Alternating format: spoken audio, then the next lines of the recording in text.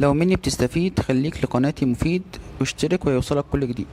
تطبيق جلاس وير، وظيفة التطبيق انه بيراقب استخدام التطبيقات لبيانات الهاتف والواي فاي.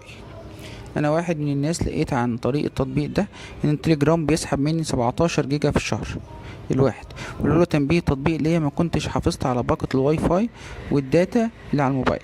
كمان التطبيق بيديك تنبيه لاستخدام بيانات الهاتف من قبل احد التطبيقات عشان يوفر لك في الفاتورة او الباقة الخاصة بيك. كمان هيعرفك اي تطبيق نزلته جديد استخدامه ايه للبيانات.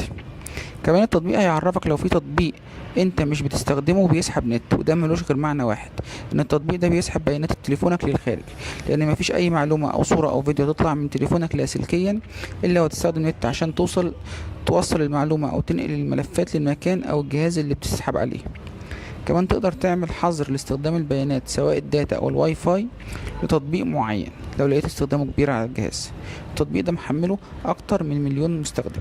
تقدر تستخدم النسخة المجانية، وتقدر تستخدم النسخة المدفوعة لو انت عايز تخلص من الاعلانات.